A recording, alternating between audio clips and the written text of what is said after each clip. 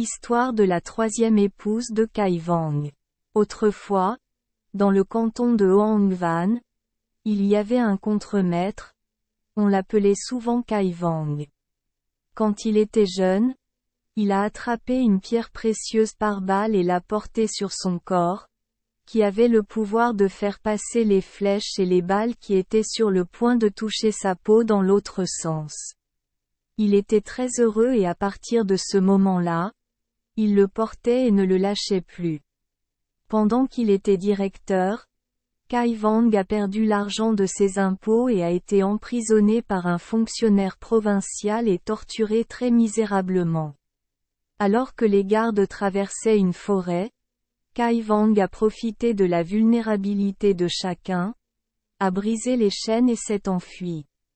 Les soldats qui l'accompagnaient l'ont pourchassé et ont tiré, mais grâce au miracle de la perle, il s'en est sorti indemne.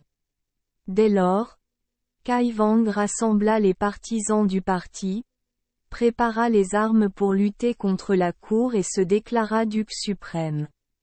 Cai Wang a 3 épouses, notamment la troisième, qui n'a que 20 ans mais possède d'excellentes compétences en arts martiaux. Avant le jour où il complotait de grandes choses, il a convoqué les 3 épouses à une réunion avec lui pour connaître leurs sentiments. Il demanda: « Je ne suis pas différent de monter sur le dos d'un tigre. Tôt ou tard, ils ne me laisseront plus tranquille. Je veux donc remuer le ciel et remuer l'eau, détruire tous les gens avides pour créer un monde séparé. » Qu'en pense son père? La première épouse répondit: « Comment une sauterelle peut-elle soutenir une charrette? Ne pensez pas bêtement. Le sort de la destruction ethnique est toujours derrière nous. J'espère que vous y réfléchirez à nouveau. Si vous levez une armée, je devrais revenir prendre soin de ma mère.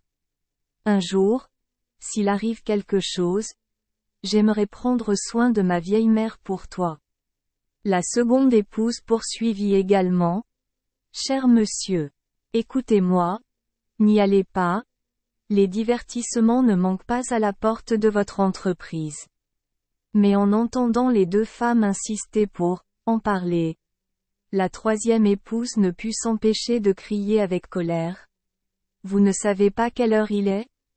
Les oiseaux ne peuvent pas voler, les arbres ne peuvent pas pousser à cause d'eux.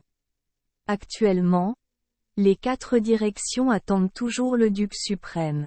Les paroles faibles des 2 sœurs devraient être rapportées en cuisine. Ma concubine fut la première à perdre, la seconde à gagner, et décida de le suivre jusqu'au bout, de détruire la pupille de Kietrou et de bâtir sa fortune. Quiconque aime sa mère et son père lui manque devrait les laisser rentrer à la maison. » Cela dit, il est monté à cheval et a crié vers le terrain d'entraînement avec les soldats. Voyant que l'intention de sa troisième épouse était déterminée, Cai Wang n'hésita plus et décida de sacrifier le drapeau de la rébellion. Bientôt, partout répondirent: « Les gens et les chevaux envahirent le pays. Ses subordonnés sont aussi forts que des loups et possèdent de très grandes compétences en arts martiaux. » Il y avait des gens comme Lian qui se disait maréchal, Li Shuo qui se disait duc, Ton Can qui était un leader, etc. La troisième épouse de Cai Wang s'est élevée parmi ses généraux.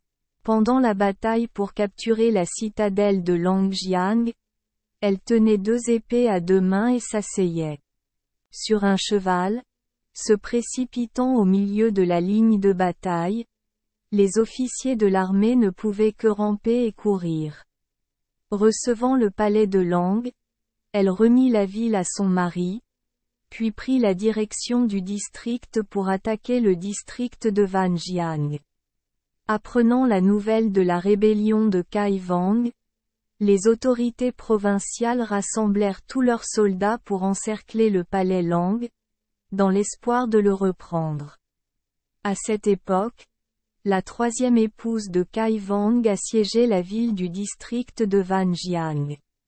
Lorsqu'elle entendit le rapport militaire, elle dit immédiatement: Qui ose être si audacieux? Si seulement je lève ma jupe pour tuer en une seule bataille, j'ai peur que vous ne puissiez pas vous échapper même si vous courez et volez. Double point d'exclamation. Double point. Immédiatement, elle a retiré ses troupes pour combattre férocement avec l'armée. Les responsables provinciaux ennemis n'ont pas pu le supporter et ont été sévèrement battus. Voyant qu'il était difficile de lutter contre l'ennemi, ils firent immédiatement rapport au roi. Le roi ordonna à plusieurs généraux de ramener des soldats d'autres provinces pour les forcer à détruire Kaivang. Les deux camps ont résisté pendant plusieurs mois. Chaque fois qu'ils se battaient, Kaivang se précipitait en avant, les flèches de l'armée impériale pleuvaient sur lui, mais il ne faisait rien. Voyant cela, ils furent effrayés, pensant qu'il avait l'aide de Dieu. Tout le monde se découragea et l'armée rebelle augmenta de plus en plus. Plus tard, un subordonné de confiance de Kaivang a commis un crime. Il avait peur que son maître ne le tue, alors il s'est faufilé la nuit pour se rendre à l'armée impériale. Il m'a dit: mon professeur porte des bijoux sur le corps. Les balles en fonte qui l'ont touché sont comme frapper un mur de fer. Le seul moyen est d'utiliser de l'or pour lancer des balles et leur tirer dessus. Peut-être qu'elles toucheront. Lorsqu'ils en ont entendu parler, ils ont immédiatement lancé des balles en or et les ont données à de bons tireurs, leur disant de n'ouvrir le feu que lorsqu'ils voyaient Kaivang. Le lendemain, ils amenèrent des troupes pour les défier. Le maréchal Lian mène ses troupes à la résistance, mais elles ne font que crier le nom de Kaivang du matin jusqu'à midi, sans s'arrêter. Voyant cela, Kaivang s'est mis en colère et est sorti à cheval. En effet, les balles dorées ont fait perdre toute sa magie à la perle montée sur balle. La balle lui a transpercé la tête et lui a sectionné l'oreille droite. Il ne pouvait que tenir sa tête et monter à cheval jusqu'au palais. La troisième épouse et ses subordonnés se sont rassemblés pour la soigner, mais la blessure était trop grave pour être sauvée. Avant de rendre son dernier soupir, Kaivang n'eut que quelques mots à dire à sa femme. « Oh mon Dieu! Dieu m'a ruiné à moitié. Je te confie tous mes soldats. Tu fais de ton mieux. » Double point d'exclamation. Double point. En voyant son mari mort, la troisième épouse de Kaivang était extrêmement en colère. D'une part, elle a forcé tout le monde à garder secrète la nouvelle de la mort de son mari et a ordonné à l'armée de sortir secrètement le corps de son mari du siège et de l'enterrer dans sa ville natale. Quant à moi, je contrôle personnellement mes subordonnés pour résister à la marée. Elle a choisi 300 personnes pour la suivre au combat. Ce jour-là, le commandant, qui ordonnait à l'armée de tirer des balles en or, partit se battre. Elle a résisté quelques rounds puis a fait semblant de perdre et s'est enfuie. Notre commandant se précipitait vers la victoire. Il était si heureux qu'il poussa rapidement son cheval à le poursuivre très rapidement. De façon inattendue, il a perdu la raison face à une femme qu'il a utilisée pour utiliser une épée et s'est soudainement retournée pour le capturer vivant. Elle l'a immédiatement pris sous son aisselle et l'a ramené en ville, puis lui a ordonné de ramener le berceau dans sa ville natale et de le brûler comme une bougie pour vénérer son mari. À partir de ce moment-là, les généraux devinrent encore plus excités. Dans une autre bataille, la troisième épouse de Kaivang a capturé vivante une loterie rouge. Voyant que le général ennemi était un beau jeune homme, elle ne pouvait pas supporter de le tuer, alors elle ordonna qu'il soit arrêté et qu'on lui donne de la bonne nourriture et de l'eau. Ses soldats ont remporté quelques batailles supplémentaires, mais à ce moment-là, l'armée royale savait que Kaivang était mort, alors ils ont fait de leur mieux pour attaquer. En fin de compte, son armée dut abandonner la citadelle et se disperser dans différentes directions.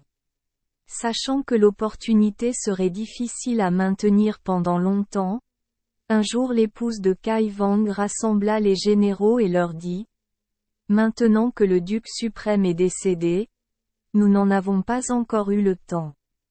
Alors laissez tout le monde rentrer chez lui et faire des affaires, en attendant une autre bonne opportunité. » Les généraux ont dû essuyer leurs larmes et se dire au revoir.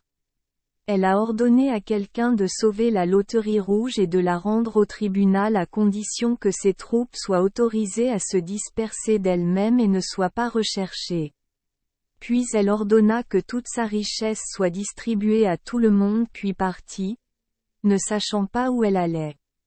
1. Les sudistes effrayants racontent l'histoire de Doan Huan devenu roi du Siam.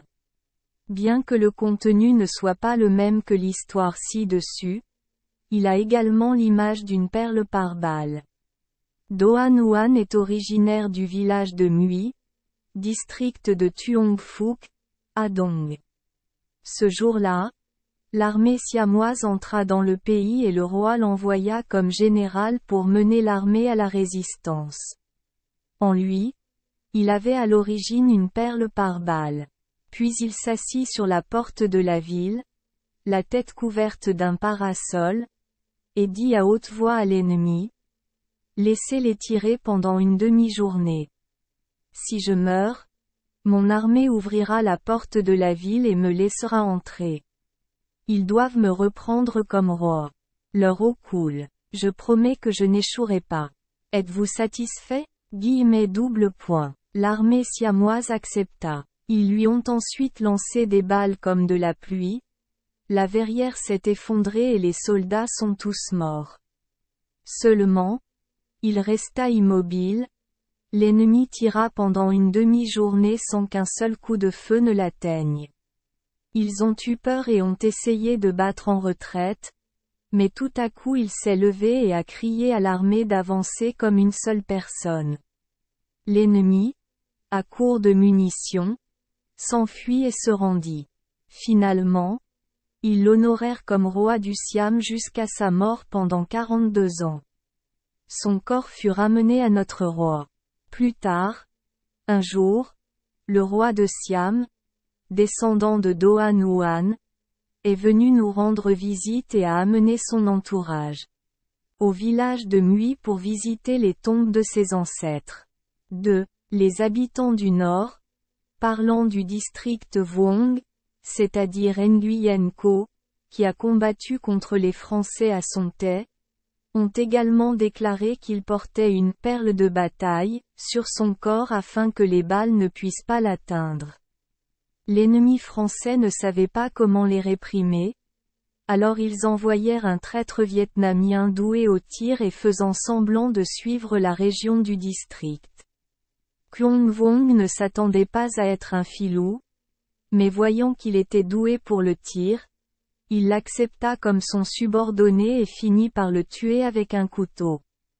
3. Roi Cochon. Il était une fois un enfant sans père ni mère, qui était recueilli et élevé par des gens pour travailler comme garçon de course. Parce qu'il est aussi sale qu'un cochon, les gens l'appellent Cochon. 4. Peu importe à quel point les gens veulent se moquer de lui et le mépriser, Eo méprise toujours tout le monde. Malgré des années de famine, Eo a continué à vivre et à grandir. À l'âge de 15 ans, Eo part vivre chez un gros mandarin. Un jour, le mandarin obligea Eo à puiser une bassine d'eau pour se laver les pieds. Quand Eo toucha le pied du mandarin, le mandarin montra les grains de beauté et dit « J'ai 3 grains de beauté rouges sur mon pied.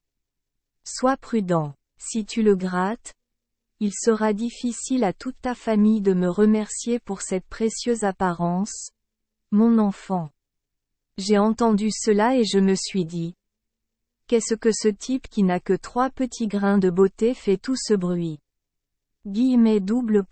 En réfléchissant, Éo ouvrit sa chemise pour montrer ses grains de beauté au mandarin et dit: Le gros mandarin n'a que 3 grains de beauté, ce qui est si précieux, et j'en ai 9. Le mandarin vit que le garçon avait 9 grains de beauté rouge sur le dos et fut très surpris. Il pensa en lui-même: Oh mon Dieu! Comment peut-il avoir une apparence si noble? S'il ne devient pas roi à l'avenir, il sera aussi un seigneur. C'est tout. Si nous le laissons devenir roi et seigneur, quel genre de système y aura-t-il? Nous devons trouver un moyen de le tuer. Puis, quelques jours plus tard, le mandarin donna à la servante un paquet de poison et lui dit: N'oublie pas de mettre ce médicament dans le riz pour que le cochon le mange. Mais ferme ta bouche, si quelqu'un sait, je te tuerai. D'abord, la servante prit le paquet de poison et éprouva une pitié infinie pour Pig. Mais elle ne pouvait pas désobéir aux ordres de son maître et devait en saupoudrer dans le bol de riz pour en garder une portion pour Éo. Ce jour-là, Éo a dû se rendre au marché pour acheter du papier et des stylos pour son propriétaire. À mon retour, la servante nourrissait les cochons. Voyant que Cochon s'apprêtait à lui mettre un bol de riz dans la bouche, elle prit rapidement le bois de chauffage et frappa à la mangeoire du cochon en faisant semblant de le gronder. Pauvre cochon! Cochon chaud! Les cochons qui mangent des cochons meurent, et les cochons qui ne mangent pas de cochons meurent aussi. Elle a frappé et a dit cela 3 fois. Pig l'entendit et se sentit coupable, mais ne comprenant toujours pas ce que cela signifiait, il courut vers lui et demanda doucement: Comment ça va? Dis-moi s'il y a quelque chose. La jeune fille répondit: Ne m'oublie pas, cochon. Je te le dirai. Cochon hocha la tête. Elle emmena rapidement Éo dans un endroit isolé, lui raconta toute l'histoire et dit: S'il ne s'échappe pas rapidement, le désastre reviendra. C'est inévitable. Éo remercia beaucoup la fille, lui serra la tête, l'embrassa et dit: À l'avenir, si je réussis, tu pourras venir me trouver, mais ce n'est qu'avec des cheveux dénoués comme celui-ci que je te reconnaîtrai. Pig est parti vivre avec un vieil homme riche. L'homme riche et chauve a vu Éo venir postuler pour un emploi et ne savait pas à quoi l'utiliser. Quand il avait quelques enfants qui jouaient, il demandait à Éo de s'occuper d'eux pour lui. Le travail était facile et Éo remplissait ses fonctions. Mais les enfants devaient être extrêmement méchants. Ils ont rendu très difficile pour Éo de le surveiller, et il a souvent été injustement réprimandé. Pig serra les dents et ne dit rien. Un jour, l'homme riche vit que ses enfants avaient l'air tristes et dit à Éo: Tu devrais ramper et être un cheval pour les faire rire. Alors seulement ils seront heureux et je t'embaucherai pour en avoir pour ton argent. Le pauvre cochon a dû attendre que tous les enfants plus âgés et les plus jeunes grimpent sur son dos. Ils aiment beaucoup ça. Donc, le lendemain, cela s'est reproduit. Le fils aîné de l'homme riche montait sur le dos de Pig. Il avait des oreilles de léopard et Éo ne disait rien. Au bout d'un moment, il a attrapé le fouet et a frappé les fesses de Pig, en criant « Enoongenboong », comme si son père montait à cheval. Cochon n'en pouvait plus. Il tourna sa main derrière son dos et repoussa le bébé. L'enfant a été projeté violemment en avant, sa tête a heurté le mur, son cerveau s'est brisé et il est mort. Voyant le bébé mort, Éo eut peur et s'enfuit rapidement. Éo est allé très loin, a trouvé un temple dans les montagnes, a demandé aux moines de le laisser rester et servir, puis s'est coupé les cheveux et s'est réfugié. Le moine avait besoin d'un enfant pour grimper sur le piédestal chaque jour pour nettoyer les statues, alors il en accepta un pour Éo au temple. Le travail n'a rien à redire. Un jour, Le moine vit que les endroits entre les membres des statues étaient encore pleins de poussière et réprimanda Éo pour avoir menti. Le lendemain, Éo a essayé d'essuyer soigneusement les doigts et les orteils des statues, mais il était difficile de les nettoyer. En colère, Éo a levé les yeux au ciel vers une statue et a crié « Levez la main pour que je puisse la nettoyer. » Soudain, la statue en bois leva les mains vers le ciel. Après s'être essuyé, Éo dit encore « Dégourdissez-vous vite les jambes, sinon je vous donne un bâton. » La statue de Bouddha assise les jambes croisées se leva rapidement et étendit ses jambes pour qu'Éo puisse les nettoyer. En procédant ainsi, Éo a pu nettoyer toutes les statues.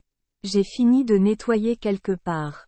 Le cochon cria à nouveau pour que les statues reviennent à leur position d'origine. À partir de ce moment-là, Éo a continué à procéder ainsi. Mais un jour, après le nettoyage, Éo a oublié de dire aux statues de baisser leurs bras et leurs jambes, les laissant ainsi et retournant dans leur chambre. Le soir, les moines se rendirent au temple pour chanter des sutras et virent toutes les statues de Bouddha debout, les jambes tendues. Ils furent extrêmement surpris, alors ils appelèrent tous les moines du temple à venir assister à une scène sans précédent. Interrogé sur Éo, il a avoué qu'aujourd'hui il avait distraitement oublié de dire aux statues de s'asseoir comme avant. Le moine pensa en lui-même, seul le Fils du ciel peut commander Bouddha. Cet enfant qui peut commander Bouddha deviendra sûrement roi un jour. Si je ne fais pas rapport aux hauts fonctionnaires, un jour ils me traqueront, et je serai certainement en faute. En y réfléchissant, le moine envoya immédiatement quelqu'un faire un rapport secret au mandarin. Mais un autre moine l'a dit à Éo, alors Éo s'est enfui avant l'arrivée des fonctionnaires. Cette fois, Éo est venu vivre avec un riche homme d'affaires. Devant la maison du riche marchand, il y a une rangée d'arecs qui poussent uniformément. Il a chargé Éo de puiser de l'eau pour arroser les arecs chaque jour. Un jour, Éo était très fatigué et s'est assis pour se reposer à l'ombre d'un arbre. Il a montré 3 arecs et a lancé une blague. Cet arbre est le père, cet arbre est la mère, cet arbre est l'enfant. Naturellement, ces 3 arbres d'arecs sont devenus différents en taille et en hauteur. L'arbre père est soudainement devenu plus grand que tous. Au contraire, le jeune arbre d'arec est devenu nain, sa chambre frottant près du sol. Le lendemain, le riche marchand est entré dans le jardin et a vu des arbres d'arec changer de forme et a pensé que c'était étrange. Alors il a appelé Éo pour lui demander la raison. Cochon répondit, « C'est parce que je lui ai dit qu'il avait changé comme ça. » L'homme riche fut très surpris, mais il dit aussi à Éo, « Si c'est le cas, reviens comme avant, sinon je te donne une bonne raclée. » Cochon roula des yeux et lui dit, « Les gens mangent un morceau, disent un mot, mais ce n'est pas le cas. Je ne vais certainement pas contredire ma parole. » Le riche homme d'affaires s'est mis en colère et a essayé de battre Éo avec un bâton, mais il s'est enfui pour sauver sa vie. Même s'il avait faim, il n'osait pas s'arrêter. Jusqu'à minuit, à la fois fatigué et endormi, Éo rampa dans une maison pour trouver un endroit où se coucher. Pendant ce temps, tous les lits et berceaux étaient remplis de gens dormant profondément comme des morts. Cochon a vu que dans la pièce voisine il y avait un autel pour adorer le dieu dragon avec suffisamment d'espace pour s'allonger et un très bon tapis pour le couvrir. Alors il a jeté la statue du dieu dragon dans un coin et a grimpé sur la table pour avoir une bonne nuit de sommeil. Le lendemain matin, Éo s'est réveillé et a continué à marcher. Lorsque le propriétaire s'est réveillé et a vu le corps du dieu dragon allongé sur le sol et qu'il y avait des traces de la personne allongée sur l'autel qui n'avait pas été nettoyé, il a été surpris et a rapidement étalé le tapis et a fait monter la statue. Mais quand ils ont mis la main sur la statue du dieu dragon, étrangement, peu importe le nombre de personnes rassemblées, ils ne pouvaient pas la soulever. Tout en se regardant avec perplexité, soudain un médium surgit et, au nom du dieu dragon, dit à tout le monde: « Je suis originaire du pays du roi. Partout où le roi me place, j'y resterai. » Voyant cela, tout le monde crut que l'ange était venu chez eux la nuit dernière. Cette nouvelle se répandit de plus en plus largement, alors que les gens attendaient avec impatience qu'un Seigneur naisse et sauve le monde de la misère et de la misère. Ce jour-là, Éo gravit la montagne en courant pour rejoindre un groupe d'ennemis. Il les suivit au combat, réalisant peu à peu de nombreux exploits. Puis, grâce à sa santé et à sa débrouillardise, il fut finalement élu propriétaire du camp par l'ensemble du camp. Dès lors, de plus en plus de gens le suivirent, surtout lorsqu'ils apprirent que Éo était celui qui pouvait commander aux dieux et au Bouddha. Éo a mené l'armée contre l'armée impériale, leur livrant de nombreuses batailles folles. Le territoire de Éo s'étend à jamais. Il se proclama roi, nomma une cour et des fonctionnaires. Ses ennemis l'appelaient souvent le roi cochon. Jusqu'à ce que le roi Éo ait la chance de traverser son ancienne province la veille, un robot de l'équipe de milieu de terrain a soudainement conduit une fille aux cheveux mi-longs devant le camp royal. Au début, il ne se souvenait pas de qui il s'agissait. Mais en regardant les cheveux, il reconnut immédiatement la servante, son amie et bienfaitrice du passé. Immédiatement, il la ramena dans la capitale et en fit sa reine. 5. Archéologie. Le groupe ethnique Dei à Laokai a une histoire appelée Xuangu qui parle de leur origine ethnique, mais le contenu est très proche de l'histoire du roi Éo. En gros, Xuangu est le fils biologique d'une fille qui a été prise par un cochon magique pour devenir sa femme. Il a une meilleure santé que les autres. Quand il fut grand, il alla garder un troupeau de buffles pour un vieil homme riche.